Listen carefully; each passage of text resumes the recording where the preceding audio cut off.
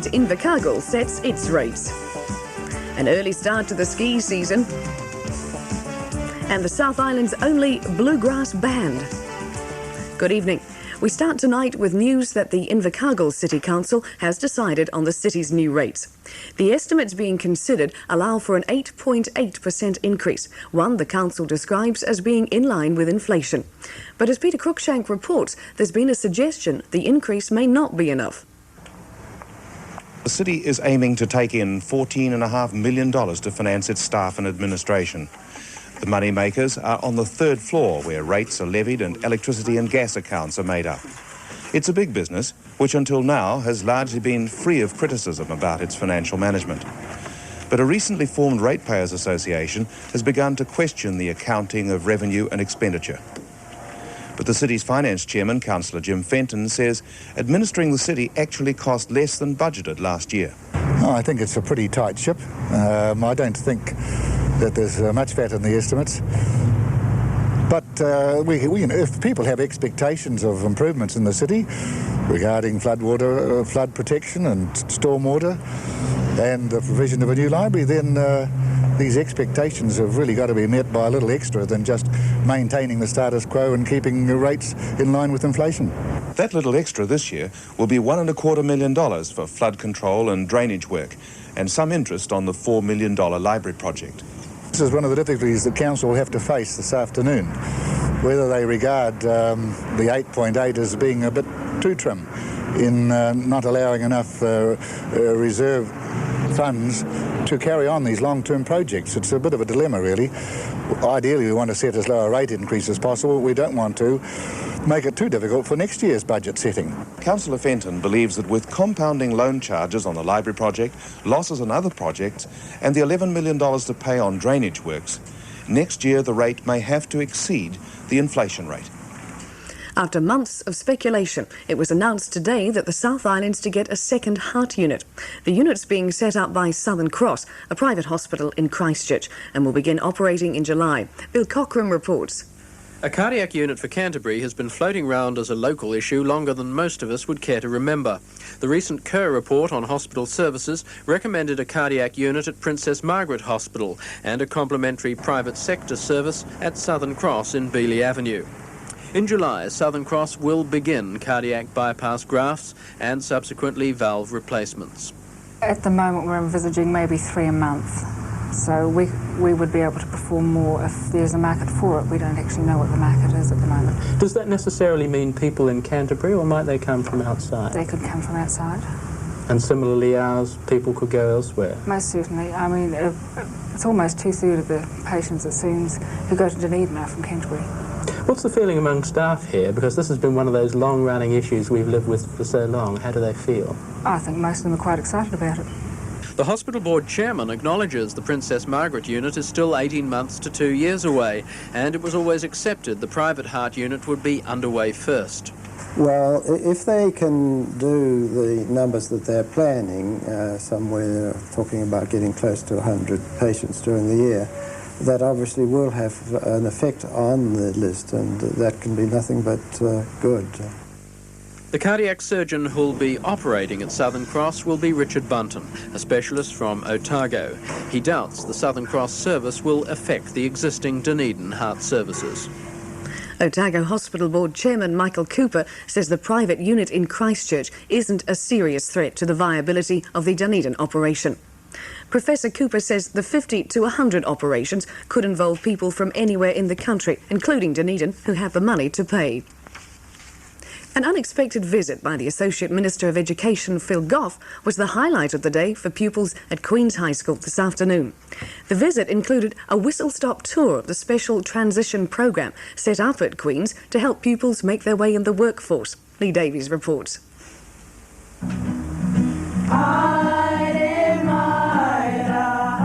Despite short notice of the visit, the welcoming committee at Queen's was well prepared. And so was Mr. Goff.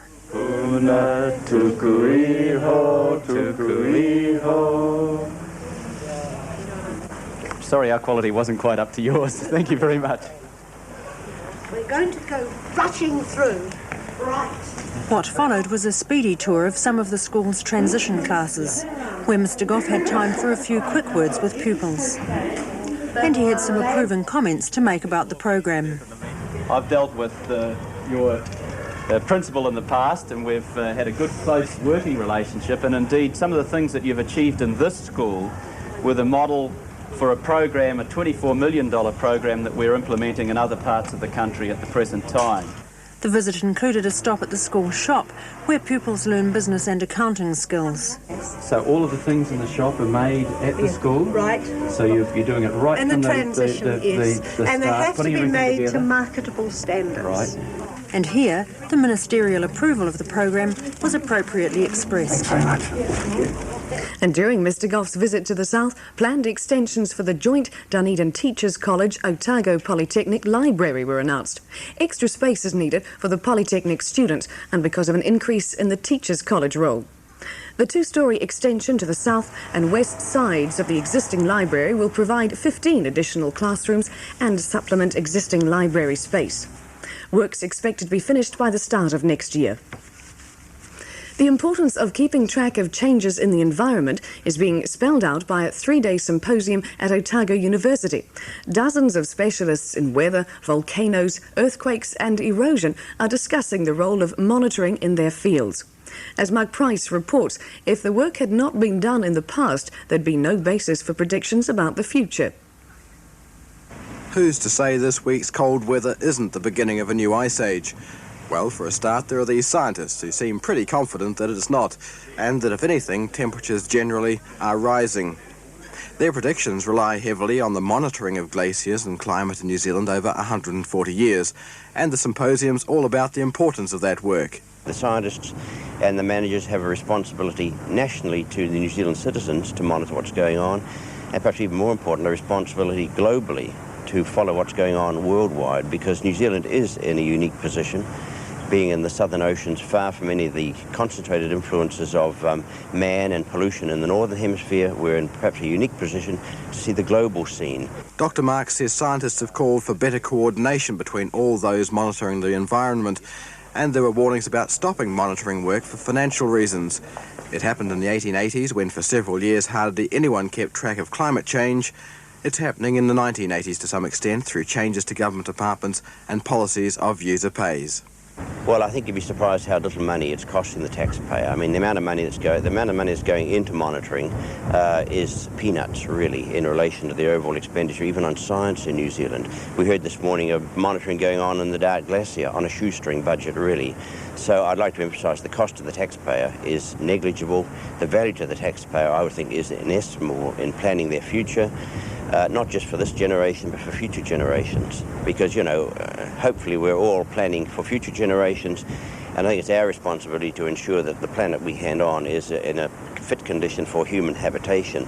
And really, it's of that order of magnitude that we're looking here today, I think. A new sound will be ringing out in central Dunedin soon. St Paul's Cathedral has refurbished and relocated its bell tower and plans to use it before services. The work went ahead in today's fine but chilly conditions. And at 3 o'clock, Half Moon Bay was overcast with 9 degrees. Invercargill, showers and 8.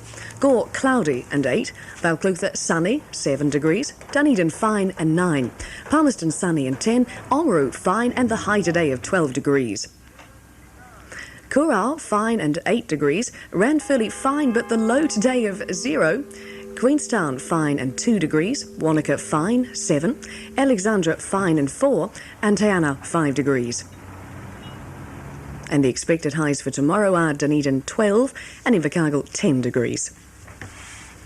Coronet Peak will be open on Saturday for an unusually early start to the ski season.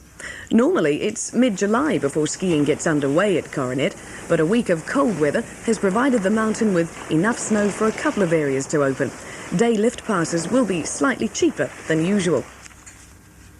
2 top young Danish badminton players are in Invercargill this winter to help Southern win its way back into A grade at national ranking. The pair follow 2 other Danish coaches who've been working to improve the sport in the south. Ken Nicholson reports. 18-year-old Yanni Peterson will probably be the best female player ever to represent a province in this country when she turns out for Southland. The quality of her play is seen as a vital factor in getting Southland back into A grade.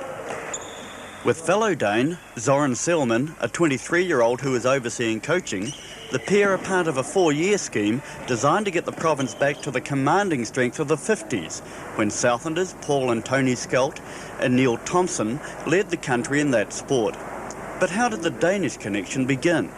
3 years ago we approached the Invercargill Licensing Trust, and we were aware at the time that Denmark were the leaders in world badminton, so we approached the Danish Badminton Society to see if there was anybody available in the coaching line to come to New Zealand and Invercargill to help us out and coach our juniors and seniors. We're exceptionally strong in the junior level at the moment due to the coaching contract we've had, and at senior level we have wanted a little bit over the last 4 or 5 years in the ladies department. So as well as a trust sponsorship which brought out Zoran, the association has shown it's prepared to raise finances for the introduction of Yanni to its playing ranks. It's an opportunity for me to see how good I am. So I look forward to see how I'm playing against the best when I get to Auckland. In the last 2 weeks, the coaching of Zoran and Yanni has brought dividends, Southland winning the under-16 and under-18 South Island Championships in Christchurch. Proof that the province remains the strongest South Island association at this level. Bigger space between your feet. Shall I watch up, shall we? When you go back, I'd like you to go back with a long jump like this, because you can push yourself back to the base. If you make this wee spell, you'll keep falling back. You are in a strange position where basically you beat Canterbury year after year, and they're in Division A, you're in Division B. How does that come about? A little bit of a sore point we have. We are actually South Island champions, and we've done that over the past 4 years. To enable us to get back into Division A, we've got to actually win Division B at the Wisden Cup and then play a promotion relegation that same week. Unfortunately, we've never been able to win Division B. We've finished second on numerous occasions, and we haven't had a chance to have a crack at Canterbury at all. We're dearly hoping that this year will be our year. For sure.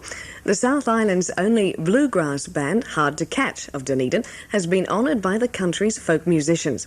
The band's been invited to play as guest artist at the National Folk Festival in Wellington at Queen's Birthday weekend. Hard to Catch have been playing together for 3.5 years and are regular performers at Dunedin's New Edinburgh Folk Club.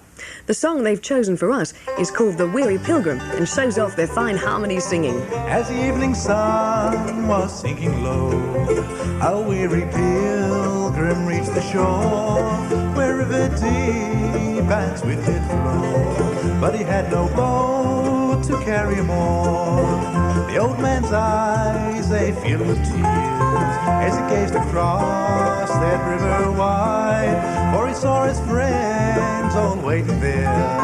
They beckoned him to the other side. Hey, brother, lay down, you rest your weary head. You have always done just what the good book said.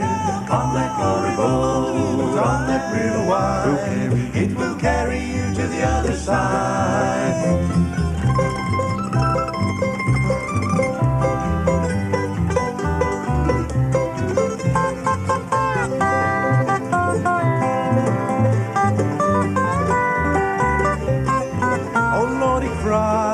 I cannot get off, for the river's strong and I cannot swim.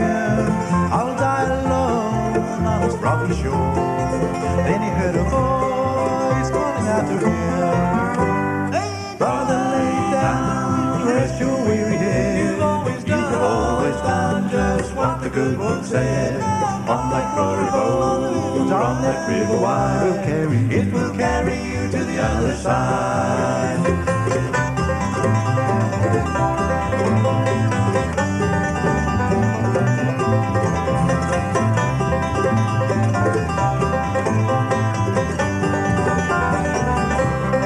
Then the boatman took him by the arm and slowly rowed him o'er the tide. Now, weary pilgrim, close your eyes, for you shall rest on the other side. Hey, brother, lay down, rest your weary head. You have always done just what the good book said. On that glory boat, other side. It will carry you to the other side. It will carry you to the other side.